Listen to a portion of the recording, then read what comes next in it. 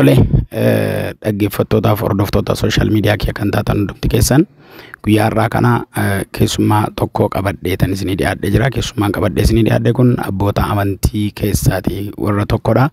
Isaanumti maqaa isaanii, bakka jiraatanii, maal akka hojjetanii hunduma isaa isin beeksisu. Isaanumarraatii dhaggeeffanna. Maqaa keessan? Maqaan koo Tagluu Nagaasaan jedhama. Kan inni jiraadhu Dirreen Cinnee lafa Gooxii Sooroo jedhamudha. Aanaan keessan Dirreen Cinnee jechuudha. Aanaan Dirreen Cinneeti.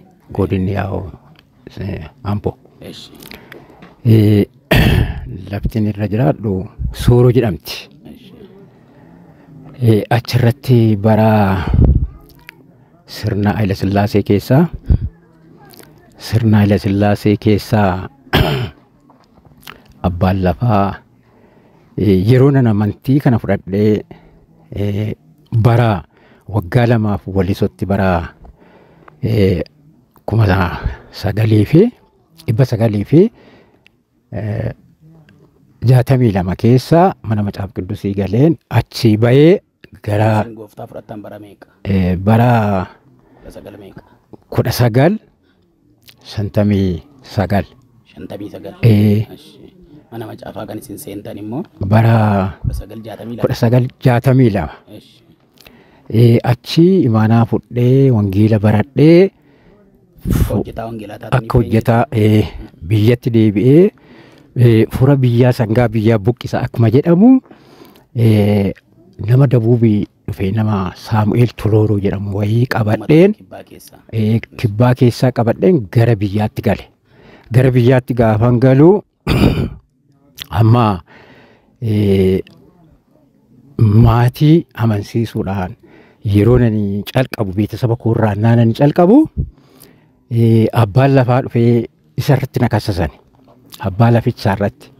Barri mootummaa sanaa bara abbaan lafaa biyya bulchu. Bara abbaan lafaa bulchu waan ta'eef inni gadaliin ofii galee haa galan jettee obboloota kee abaabbaluun sababa maaliitii fi kan jedhu na qorate.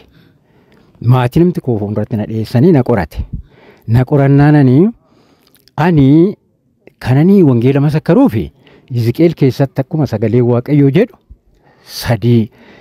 18 keessattis akkuma dubbatu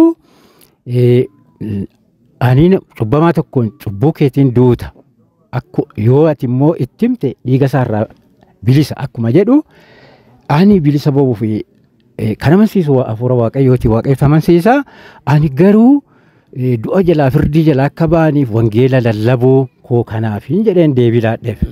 Kanaaf nama akka Ortodoksiitti wangeela beeku isa kana hubateeti fagoo jira yaadaan deebisuu hin dandeenyu jedhee anaan deemi baysi jedhe.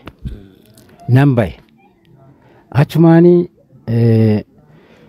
abbaa kootiif obbolaa kootiin akka obboleessa koo hangafaan akkas jedhe.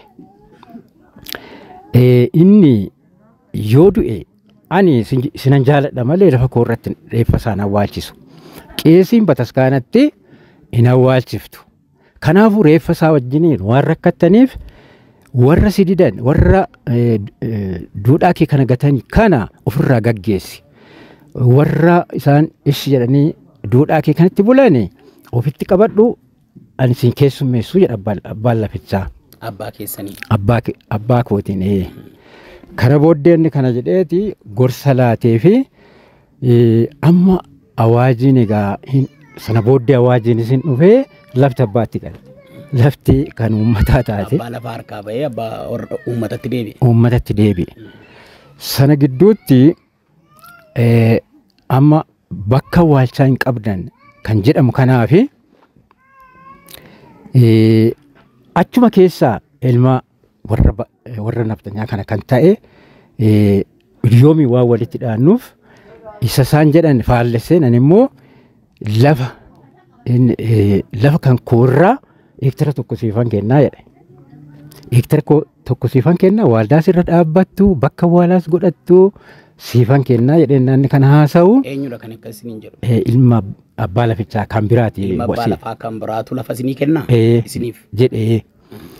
Inni gaafa kana jedhu wasiila koo keessaa immoo lafa sanatti gaafatummaan kan qabanii isaan jala isaaniif kan eegan waan turaniif meeshaa qabu ani surree koo mataan baafadhe lafti kun hin kennamu kan jedhan aadatan.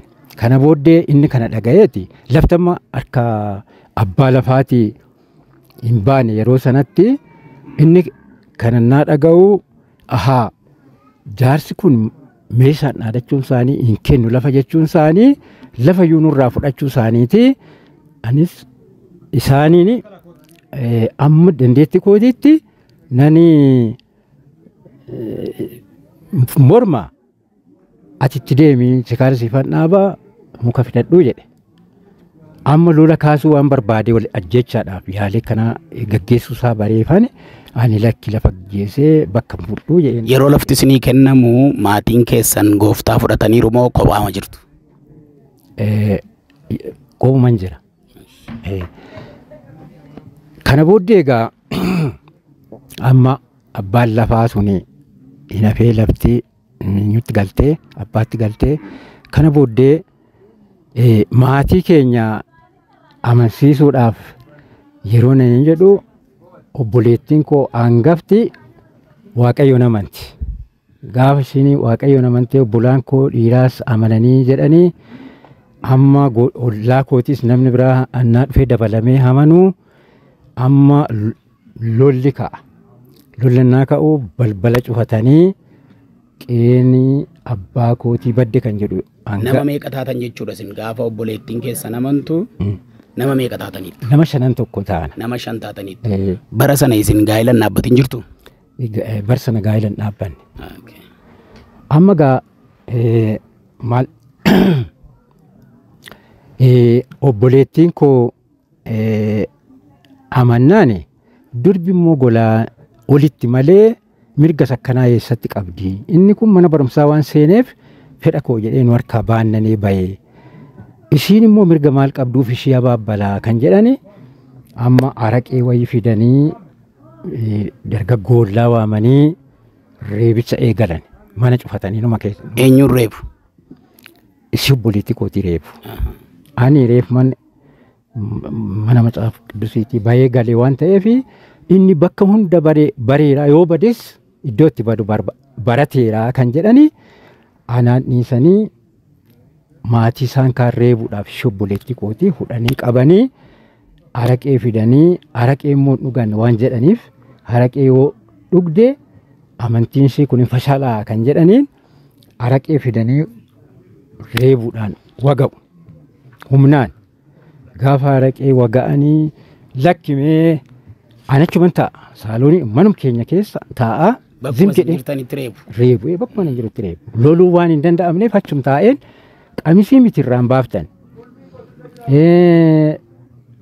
ishiin lubbuu ishiitiif Waaqayyoon amanatti homa gochuu hin dandeessan feeteen dhugne dirqama nu baaftanis Waaqayyo kanatti lakkaa'u dhiiga ishii immoo gooftaan isin gaafa taatee dhiisaa jennaan ammas nutti gorsitaa jedhanii obboleessi koo nan gafti utaalee dullaa wayii fudhatee natti gadi dhiisuun naa ka'oo haati koo maddee achi kabarnarraa godhan. Kana booddee balbala karaa birootiin bahee karaa biroo na baqata cabsee naan dhufa suman ta'a. Ammas tokko gooddanyaa isa kootiin na bira kan jiru warri kaan hin beeku siyyumii isa haryatanii na bira haryataniiru. Amma ishii hudhanii qabanii otoo jedhanuu abbaan keenya alaa galu. Abbaan keenya alaa galanii maanni inni mana keessaa wal lolu didichu maanni maaltu ta'e jedhanii naasaan dhufan dura mukaan egaa cufataniiru. Muka eenyutti hirkisanii cufaatti hirkisanii gixxum godhanii cufataniiru reebaa jiru. Ilma wasiila kootiitii fi hangafa kooti kan reebaa jiru. Kana booddee maaltu ta'e jedhanii naasaan alaa dhufanii nutti hin seeniin annaa ijoolleen gaalla moottu dur eessa turtan abbummaan qabdeen qe'ee kanatti nutti hin seennaa isaan mattuu fincila kaasan. Abbaa kootti fincila kaasu. Gaafa isaan fincila kaasan amma balbala biraatiin obboleessi koo dullaa fudhatee isa kanaan baafnaan haadha kooti gaa waltajjii kanatti anumayyuu na qoodanii abbumti haatumti warraa koollee balbala natti cufteeti manaa wanti ta'e ta'amaa kan jedhan balbala dhiitan nannaa isaan balbala dhiitan isaan lola natti kaasu booda dubbiin gara koo dhufa jedhanii isaantu immoo araqee bitee namoota dhoowwaa jedhee kana goosise waan ta'eef balbala jalaa banan. Gaafa balbala jalaa banan abbaan koo ol seenu maa inni kunoo taateen argit miti intalli diddee annaa jedhan isaanis itti dabalanii jara garaa ga'uudhaaf reebanii dhanii araqee itti naqanii. Araqee yoo baasan hin dhiifti jechuudha. Hin dhiifti jechuudha. Pheenxeen namni pheenxee ta'e yoo araqee dhugee. Hin dhiisaa jechuudha. Amantii isaa dhiisaa waan ta'eef. Hin dhiisaa jechuudha. Araqee yoo baasanii amantii dhiisisuufi. Kanaaf jennaan amma akkasumatti dhiisuu didanii isin irreebanii yeroodhaaf dhiisi jedhanii abboomanii idabboomaniin booddee idabboomanii ishi dhoowwaniin booddee dhoowwanii dhiiftii fi dhiiftuu ishee guyyaa guyyaan sakattaana jedhan. Amma guyyaa hundumaa buna danfiftu kanarratti bunni jabaadha jettu. Yoo ishiin buna jabaa jette waaqa dhiiftee buna jabaa jette bunaaf sagadde jechaadha. Buna jabaa jette akka dhiiftu mirkaneeffannu. Waaqayyoo jabaadha yoo jette waaqa amantee bunni jabaadha yoo jette garuu waaqa dhiifte jechuudha. Dhiifte jechuudhaan kanaan adda baafanna jedhanii buna danfisiisan. Buna danfisiisanii ganama ka'e buna danfisiisan jedhanii dhufanii ammas qophaa'anii deebicha eegalu. Gaafa akkas taateen kun irra dheeratee guyyaa lama wayii akkasitti buna danfisiisanii buna jabaadha jedhaniini nan gaafiin gaafadhe. Seexanatti deebi'uu moo yoo didan akka malaa taana biyya iddoon itti amantii kana iddoon itti wangeela baradhe kana biyya sanattan si fudhee bada. Maalli kee maalii jennaan ani ibiddatti deebi'uu mannaa biyya gadhiisuu wayyaa jette. Yeroo kana kiramtii ture amma lafti kiramtiidhaa karaa dildila guddaa yoon bahe namoonni duukaa bu'uu karaa oliis karaa gadiis karaan bawwallaallanan alaltuu gubbaa forooraa simala wayii hidheetan qabattoo tolchee fiitan yeroo maddeessi kana booddee dhi'u fudhadhee nama amani wayitti daraa kenne. Dhoske. Naan dhoskuu amma galgala walitti dacha'an. Galgala barbaadanii dhabanii attam taate intalli kun jedhanii barbaadanii dhabanii amma akkas jedhan isa reebnee caccabsineet iddoo qaqqabsiisee dhalee fiduu qaba kan jedhan murteeffatanii halkanannaa walgaanii amma marii maanguddoo biyyaa yookiin namni gaa keessumatti dhageessifatu jira isa bira isaanuma wasiila kootii bira dhufu. Bira dhufnaan yeroon ani utoo isaan hundeen isaanii lafan qabatiin akka badaniif tattaaffadhu namni tokkollee na jalaan qabne.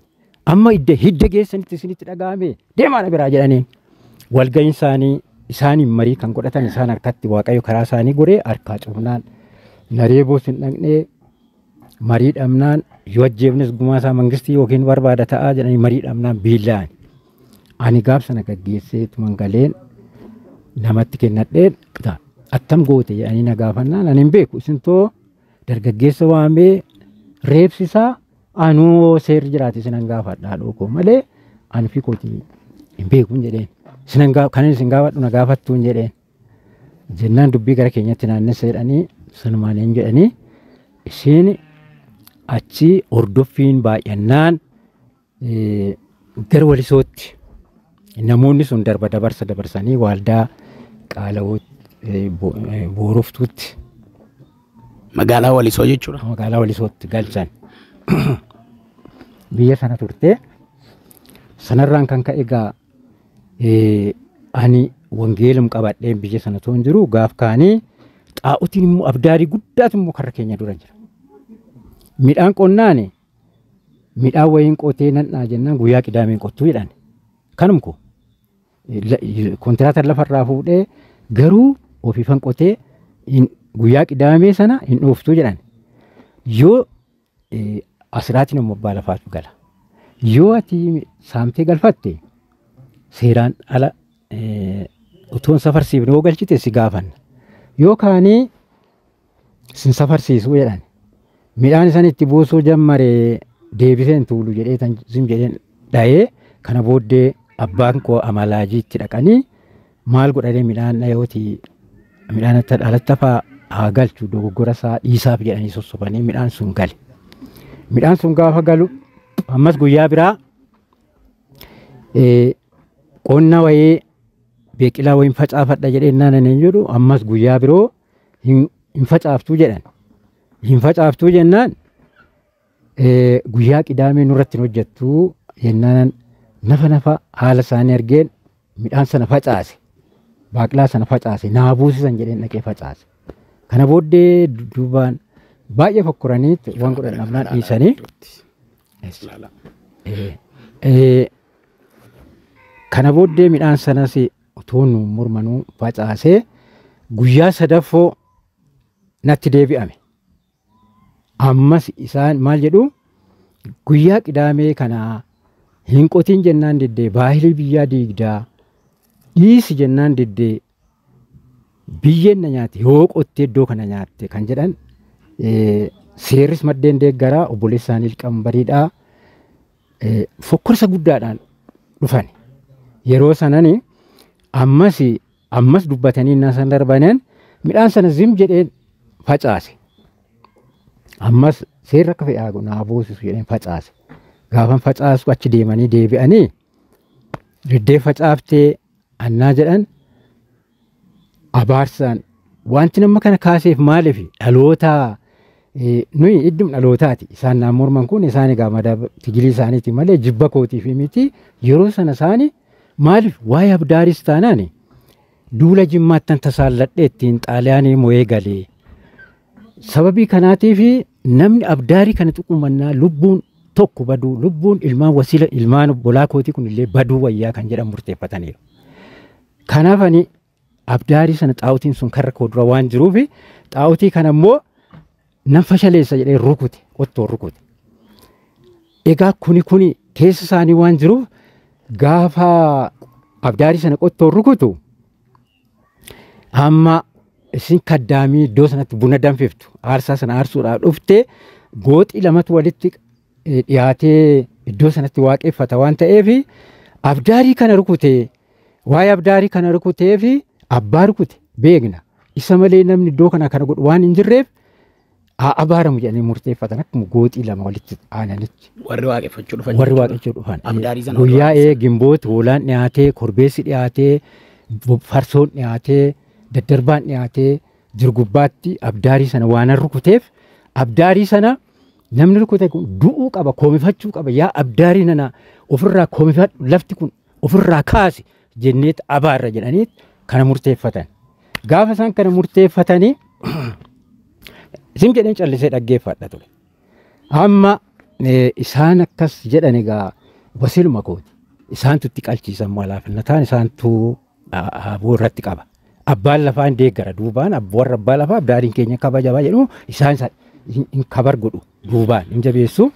Kana booddee isaan hundee cimaa waan qabaniif karaa bulchiisa gandaatiinis immoo wal qabatanii waan jiraniif amma sanarratti dararama guddaan irra naa qaqqabsiisan abdaarii kana waan rukuteef abaaramuu koomfatamuu qaba biyya kanarraa ka'uu qabaa kan jedhan akkuma namni dhibaayyuu sana qabatee dhaabatetti dhalaa yaa abdaarii sooroo jedhan.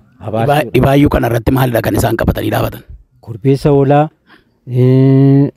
akaawiin, bassoon, biddeen illee jira, bunni waan addaa garaati. Waan nyaatamuuf waan dhugamu jechuudha. Waan dhugamu qabataniiti. Kana booddee akkas amma qabatanii akkuma aarsaa kennuudhaaf dhaabatanitti dhalaa yaa abdaarii sooroo annaa isaan jedhan isaan abbaa kootii immoo iddoo cite dhigaa waan ta'eef amma tokko garaan dhukkubee dhiisaa ijoollee wallaaltu wayitii jedhu isaan mangafa ofiitiin. Abaaruu ba'anii wajjin abaaruu ba'an. Wajjin abaaruu ba'an. Gaafa abaaruu jalqaban immoo dhiisaa jechuu jalqabani. Dhiisaa jedhaniin.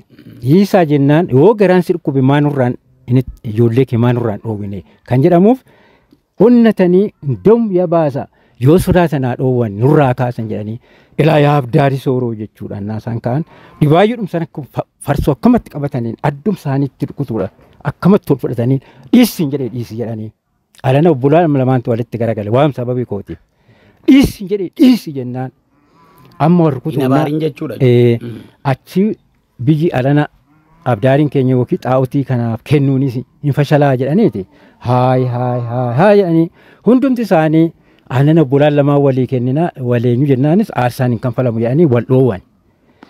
Obbolaan lamaanii wal dhabanii aarsaan hin dhiyaatu abdaarii sana. Dhiyaatu seexannis wal dhabdee sana keessatti hin fudhatu. Kanaaf qalbii tokkoon hin kennine waan ta'eef. Kanaaf isaan sanarratti wal araarfatanii anarraas dhoowwanii abdaarii sanaaf gaaf sanan kennan. Gaafa egaa lafa sana lammata immoo guyyaa qidaameetiin naan qotuu dhufu.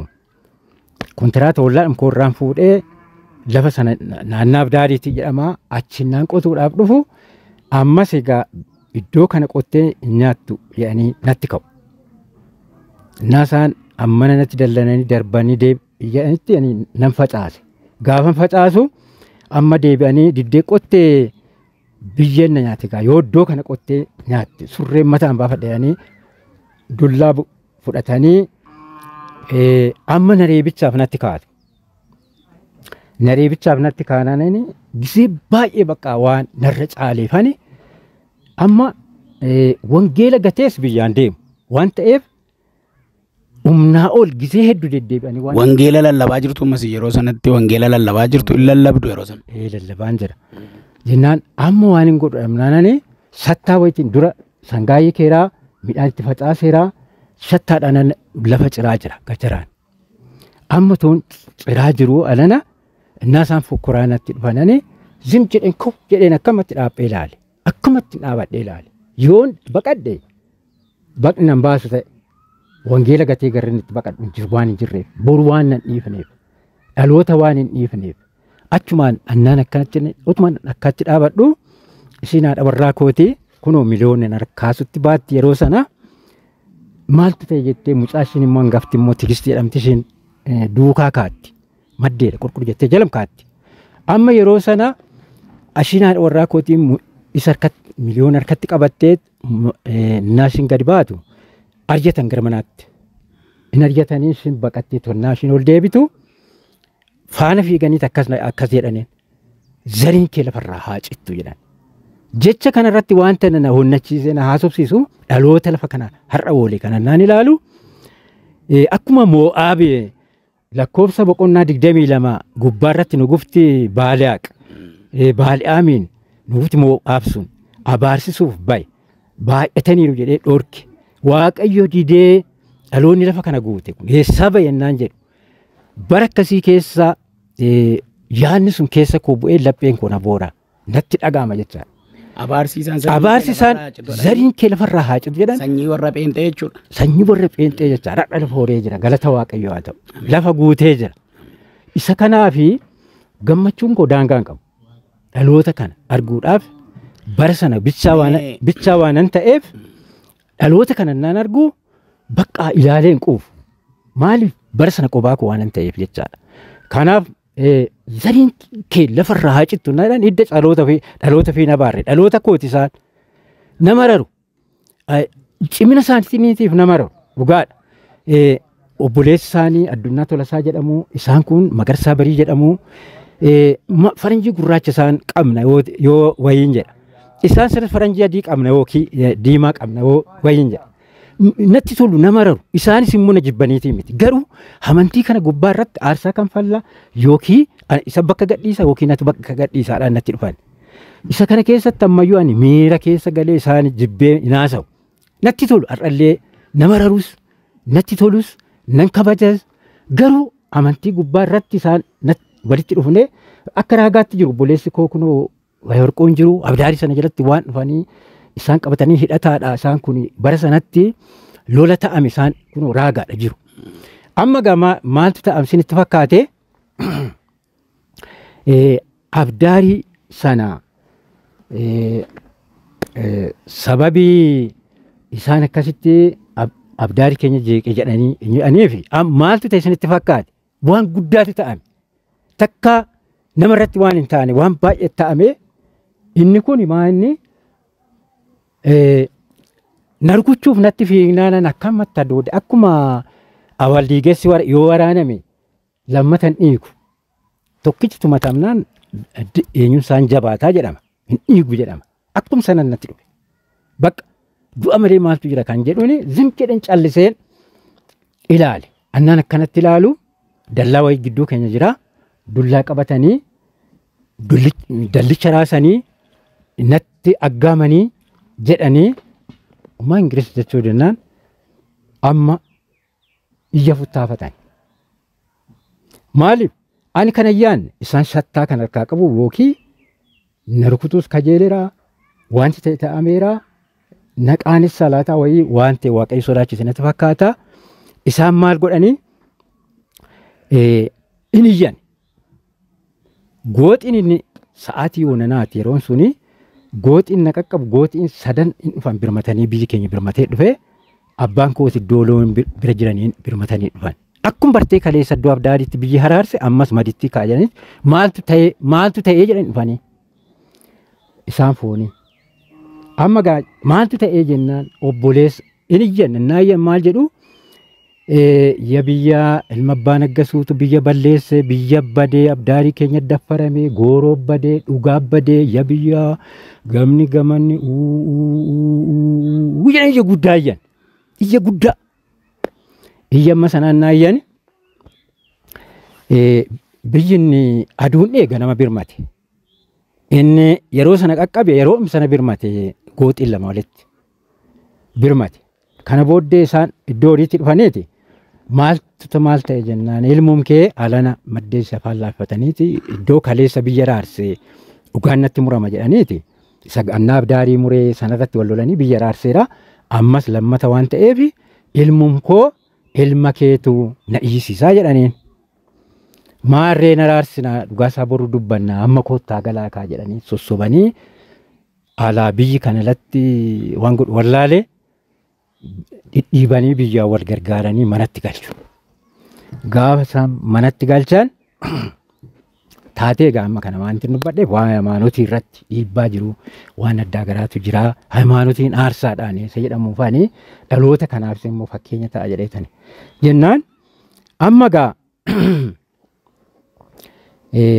manatti gaafa galani amma maanguddoonni warree bishaan gamaa warri fagoo jiran maanguddoonni isaan jaalatan hayyuun biyyaa ganama dhufan gamana dhufanii mana hollaatti wal ga'an mana hollaatti naannoo wal ga'aniiti na waamanii amma biyya caalteef roopilaa kamiin samiirra balaliita gaafa biyyi hojjetu maa aadaa biyya balleessita gaafa biyyi hojjetu gaafa guyyaa qulqulluu jedhama amma biyya caalteef nutun duudii abbaa keetitii gaafa guyyaa qulqulluu sanaa sangaa naa kenne yoo jetti eenyu si dhoowwata nama amma kanaa keessaa abbaa kee wasiila kana fakkaata abbaa kee azaawuntii kana fakkaatan maayyisiiste maalati maal kajeeltee naan jedhan jennaan matsaafti koo guyyaa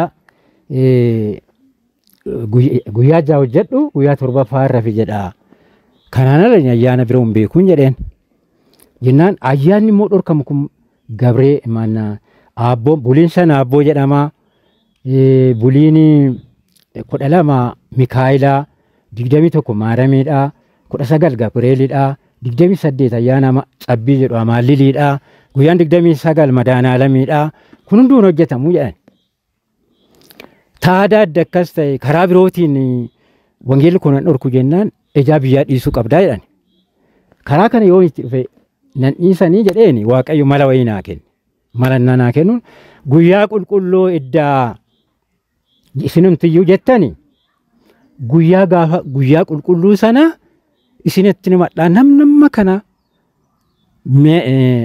namoonni naannaadhaa birmatanii oo maqaa isaaniillee caqasuu hin danda'ama dhugaadha shantamaa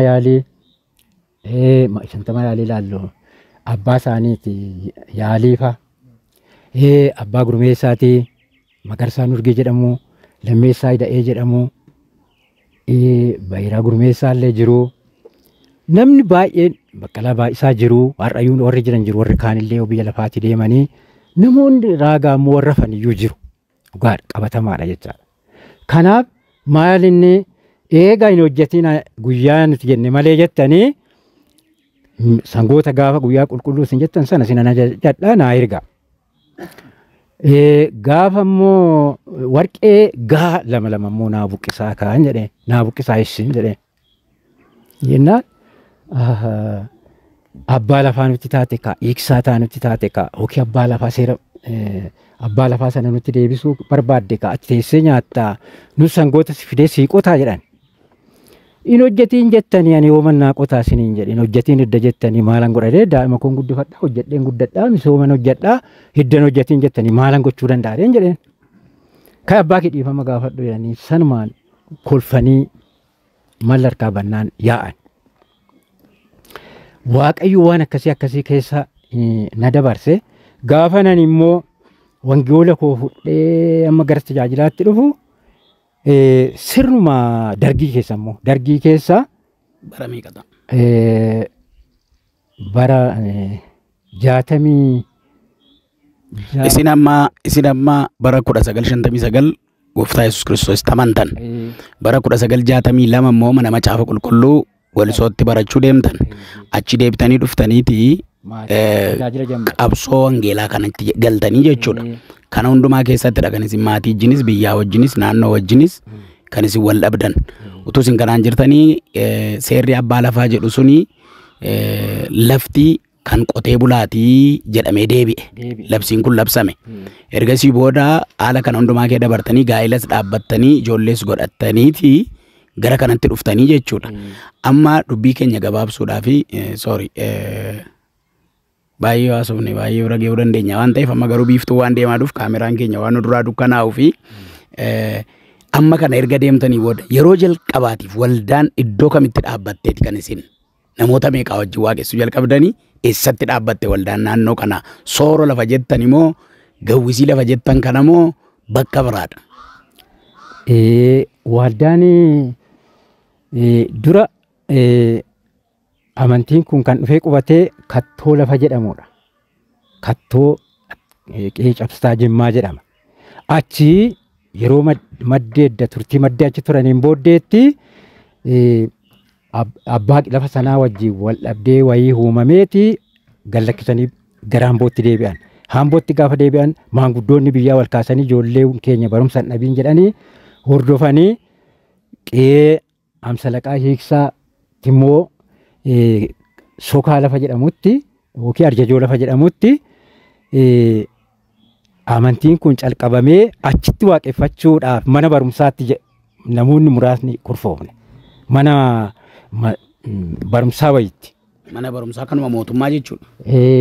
Karuma amantootuma dhaabee mana barumsaa ittiin qabuudhaaf jecha mana barumsaa wayii banani. Amantoota warra kamtu dhaabe reesin horeefuu jalqabdu? Kan dhaabe Biraana Kiristoos waldaa cuuphaa jedhama gizee sana. Jeneraal Koonfiraansi misiyooniitu dhaabe. Amboorraayyuu dhaabani. Warra Amboorraatu fidee dhaabe? Warra Amboorraatu fidee dhaabe. Turtii maddeedda turaniin booddee isaan lafa sana fireenis hin buune kan jedhan immoo dhaabanii jennaan immoo qaalootiin duubaan immoo hordofee gara ammayyaatti ceessuutti gara ammayyaa lafa jedhamutti gara godina kibba lixa shawaa achi immoo ceessan. Sababiin isaa siddetiitu baay'ate. Warra as keessa aanaa keenya keessa warri jiran baalabbaan yeroo sanaas yeroo baalabbaataas dararama ture. Kanaan gara ammayyaatti ce'e. Ammayyaattis otoo waaqeffannooti gara mijuu beeta kiristaanii mijuu jedhamtu jirti. Achitti otoo waaqeffannuuti amma xinsisiidhaan inaaffaannatti dhufe. Maaliif? Inni sun gamanatti iyyuu wangeelli calqabee anumaan iyyuu calqabee wajjuma achi ce'e tajaajilaan gara ammayyaatti ce'ee kana booddee suni Caboonnaa Guraageedha. Inni kun Jibaatinnaa Meeccaadha. Jibaatinnaa Meeccaa keessatti waldaan dhaabachuu qabdii kan jedhu keessa koobuunaan guyyaa gannaa gaaf tokko gamanatti waaqeffanna kan jedhamuuni soorootti Gamana calqaba. jechuun jibaatinaa maiccaanii warra soorooti. Jibaatinaa meechaan gara soorooti. Ishi. Caboonnaa guraageen bishaan wayii gidduu jira. Isaan Caffeessi immoo gara ammayyaatti citan. gara ammayyaatti citan. Sababii kanaatiif aanaan yeroo sana walitti hin dabalamne adda adda waan ta'eef ammallee tokkuma Miraab Shawaadha.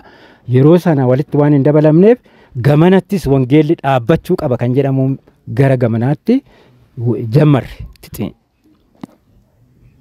masarratuudhaaf. Asitti waaldaan egaa gamanattis hin dhaabatte. Asitti namoota argattanii. Asitti namoota Nama meeqa taatanii jalqabdan gama kanatti? gama kanatti amma baay'ataa dhufne gara nama kurna tokkootti. Akkas. Sana booda qaalluu warri jedhan warri yeroo sana dura sin ari'atanii iddoodhaa dhabaman. Lola sana booda isin hojjetaa wangeelaa taatanii itti fuftan immoo. Amma gaa sana gidduutti amma hojjetaa barma dargii sana keessa wangeela kan harkaa buufnee meeshaa shoomnaa jedhaniiti na barbaadan. Na in dheerata ta'e waan harkaa dheerata zeenaan isaas dheeraa zeenaa bara dheeraa waan ta'eef waaqayyoon jedheen amma milishaa bara dura tokko jedhanii milishaan liqambarii kan jedhamu uumamee shoomamee gandatti shoomamee milishaa filuu calqaban milishaa na filu. Gaafa milishaa na filan aanaatti na calalan. Aanaatti calallee finnee gandatti saddaquudha gaafa gabbuusan ergaa kana koottuu imaanaa fuudhi jedhanii na waaman. Imaanaa fuudhi jedhanii yeroo na waamanittani yaa waaqayyo gaa kan biyya lafaa milishaan guute kan kee qofa anumaan ofuma jedha. Kanaafuu yoo fedha kee ta'e itti na kenni. Yoo immoo fedha kee ta'uu baate narraan dabarsii jedheetanii waaqayyoon gaafadhe. Waaqayyumatu falmee isaanii liqambarii yeroo sanaaf ta'anii wasiila koo ture maal jedhu ari'atee qabuu danda'a baqatee jalaa ba'uu danda'a qooqa maariffaa kana deebisuu danda'a isaan immoo maal barumsa hin qaban. Kanaafuu ilma obboleessa kootiitti rakkoon turu narraan dhiyeessuu kan jedhan baay'ee lafa guutanii aanaatti sinaa kennanii sin gadhiisuu naan jedhan. Obboome akkasii ani akkasii imaanaa wangeelaan fuudhee lubbuu kootii ani kanatti galuudhaaf naaf hin eeyyamamu jedheetan caqacaqe. Kana booddee anumaa gochuu hin danda'u qophaa koo gandatti yoo dhuftee furmaanni itti argame yaani. Amma annaa gooxiin keenya bahee jedhu xiyyeeffannaan irratti waan qabaniif nuti suma maleeyyuu nama biraan kenninu yaani addum re'ee taane akkamatti natti cabacaban. Gaafa isaan akkamatti bakka jedhanii as addaqanii na kennanii iddoo chilootii isaan taa'anitti kaadhe. Kaadheen iyyata koonnaan dhiyeessu waaqayyoo namootum keessaa afaan naa ta'e isa maa rakkisuu dargaggeessi guutee nama biraan kennitanii inni hojiinsaa wangeela jedhaa. Isa maa rakkistu tsalootanyaa kana maa rakkistu nama biraa hin filtanii guutee okunooti jedhanii. Kun nama tsalootii jedhan. Ana waaqayyo narraa nama warra eenyu guutan bakka azim jedhanii barreessaan annum sana maqaa koo zarrasee nama biraa bakka buuse. Ani nan bayee isaanis ma kenne jedhanii taa'anii walgayiin hin xumuramee galaa gara manaatti annan galee annan jedhu ganama warra maraxame sana fuudhanii deeman. Leenjiidhaaf. Isin hojii wangeelaatti fuftanii. Ani hojii wangeelaatti fufee. Ergasii booda waldaan itti fufteetti jechuudha.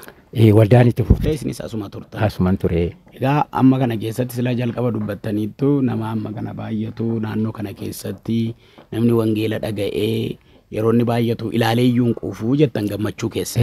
Gaaf sana qofaa turtanii utuma lubbuun jirtanii immoo namni hedduun immoo gooftaa fudhatee namni baay'een kun immoo iddoo kanatti argamee jira. Kanaaf iyyuu an amma kanan isiniin jedhumaa inni dhaloonni amma jiru kun adaraa wangeelaa kan gaafa sana itti reebaman, kan gaafa sana itti jibbaman, kan gaafa sana ittiin ari'ataman sana namni guddaanis dargaggeessi amma jirus akkamittiin akka inni fuudhee deemuu dhaamtuuf.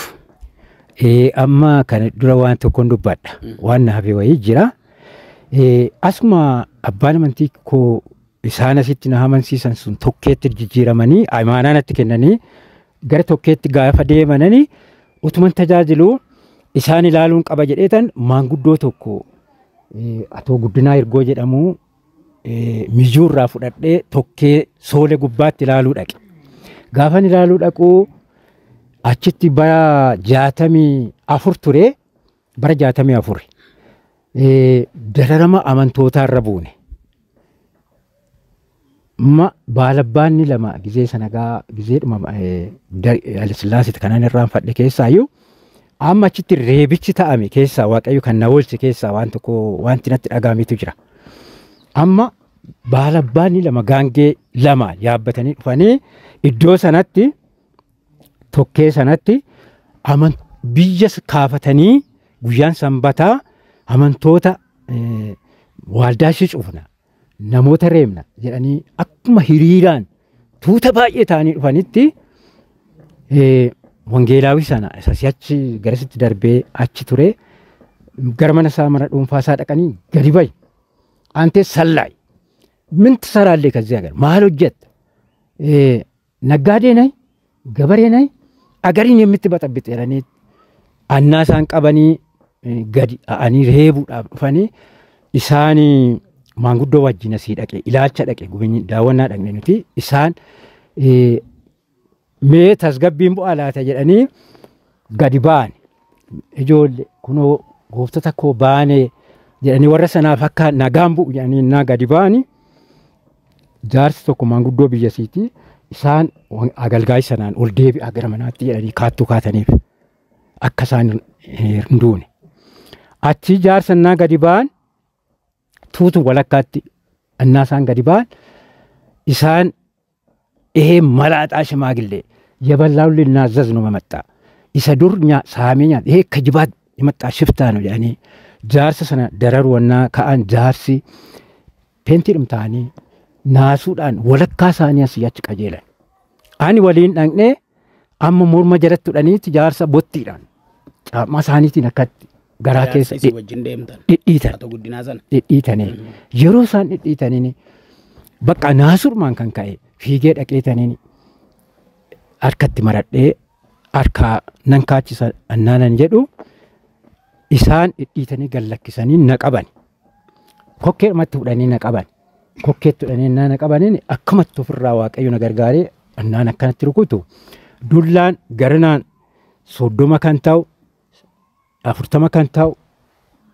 20 kan ta'u bitaa mirgan karaa hundumaan hurrumtaadhuma akkamatti akkuma inni duuba hiriiree dhaabatu walii isaaniitiif karaa rukutan dhabanii akkamatti gizee gannatti dhiisan amma isa kana akkamatti ilaalee annaanani akkana namni liqa jedhee akkana gadi jedhu dargaggeessi tokko somaadhaan hamma dandeettii isaatii qaawwa nama gidduudhaan ilaallatee taan urumkootti gadi dhiise. Yeroo sana namni liqa jedhan kana jedhu an urumkoo kanatti gadi dhiise. Akkuma waan na fullaaseetti naannatti gadi dhiisuun jedheen akkamatti akkirtan qabe Waaqayyoon harka koo galche harka koo naa galchu anna fullaasina jedhee maan harka kootiin annan akkanatti qabu amma nan harkifadha jedhee naan akkana jedhu hedduu ta'anii dargaggoonni walakkaa fuudhanii na qaqqabe inni kaan boksiidhaan asiin na qaxqaxa. Kana booddee wanti jechuu barbaade Waaqayyo oolchaadha oof kalchaadha iddoo kanatti waan biraa himuu barbaadee miti jabina koo dubbachuu barbaadeetii miti Waaqayyo yaa'ii kam keessattuu nama naa qopheessa. Amma maanguddoon biyya sanaa maaloo daraa Waaqayyo yeroo sana yeroo gumaan namaallee dubbatamu miti. Maaloo daraa Waaqayyo nama kana kaleessa kan dhufe keessummaa dhawoti maal isin godhe maajjeeftu maaloo daraa Waaqayyo jedhee sagadee narraa ol qabe. Kana booddee akkuma hin jedhanitti sana walakkaatti Waaqayyo na oolche na baase inni ammana matees immoo milikitaa fi akkuma gooftaa yaadadhuuf hammana wayii handhuura koo gubbaa na tumatee nama deessinee torbee tokkoof garaan koo nan midhaan nyaadhu na dhukkubeen na fayyi. Ejaan tsuwwaa Kiristoos argadhee hin gammade malee maalitti hin dhagaamnes Waaqayyo galata nan gammade bakka tsuwwaa gooftaan koo inni waraaname argachuutti nan gammade dhugaa. Kana booddee faranjiin gaafsana tajaajilli kan isaa ture innaan dhufu karaa gooroo sooleetiin maanna gorfootiin gudarirraa soolennaa dhufuudha mazooraarra naa faranjiin dhufu dhufte isheen biyyayyuu balleessite jedhanii eeggatan. Annaa eeggatan jaarsi tokko jaarsa waldaatiin immoo beekaadha xiggii qabee jira akkas jedhe ilaa faranjii faranjii mattaawaqaa ishee hin barbaachisu malkiin siituu abashaan addaa malkiin siituu mattaawaqaadha.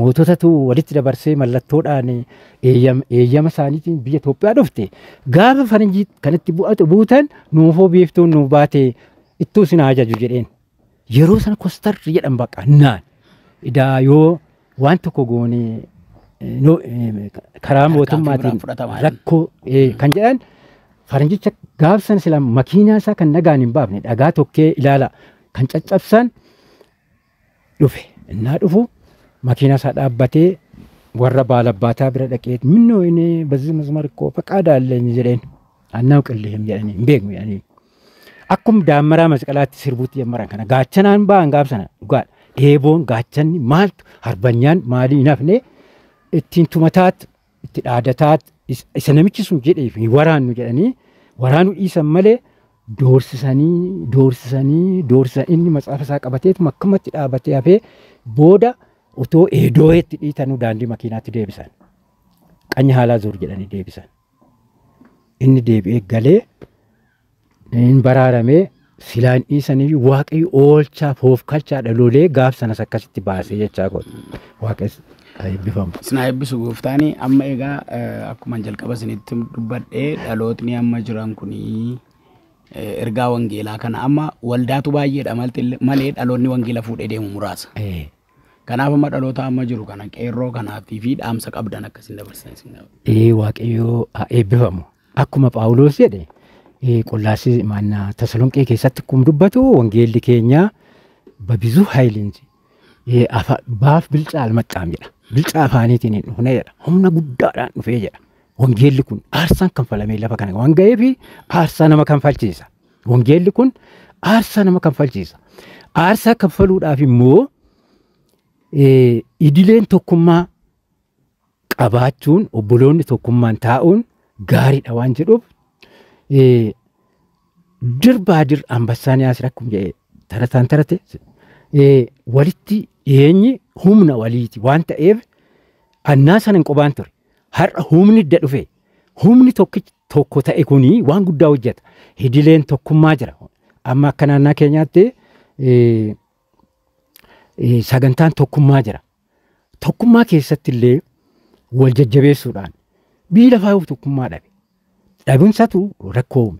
Tokkummaan humni guddaan saba waaqayyoo harka waan jiruuf aangoon harka ijoollee waaqayyoo waan jiruuf tokkummaa cimsaa tokkummaa waan guddaa godhaa wangeelli akka itti fufu wal argoon akkuma Ibroota keessatti akkas jedha. Ibroota boqonnaa 10 lakkoofsa 23 irraa yoo kaafnee ilaalle abdiin keenya jiraataadha jedha.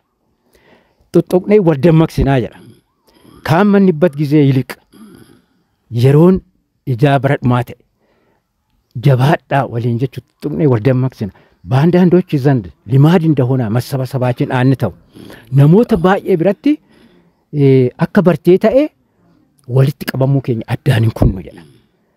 Addaan utoo hin citiin humni guddaan akka ta'u akka fedhii koo akka filaagootii kootiitti mikiriin kennuu barbaadu otoo akka kootii addaan hin citu tokkummaan addaan hin citu tokkummaan akka cimuun barbaada tokkummaa akka cimsanan dhaamsa dhaamaaf jechuu kooti.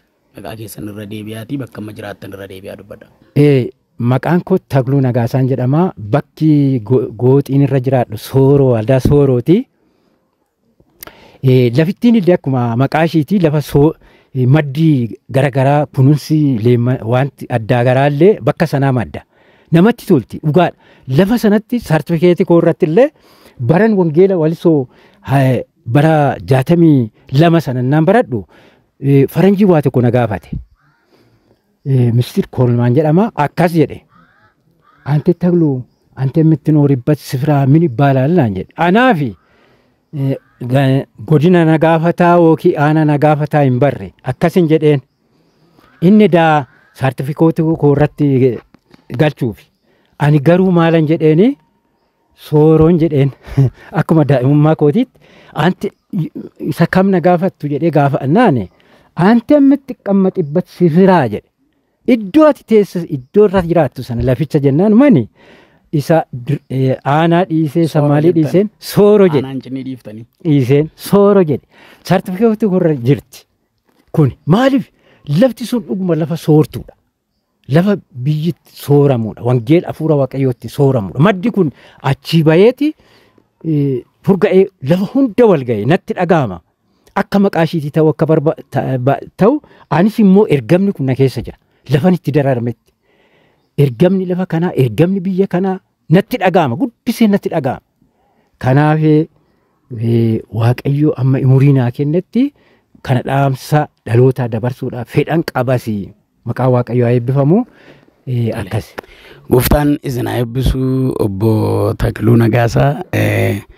Gocha gootan ifaajii ifaajjan dadhabbii dadhabdan hojii wangeelaa mootummaa waaqayyoo babal'istan hundumaatiif waaqayyo isin haa eebbisuun jedha.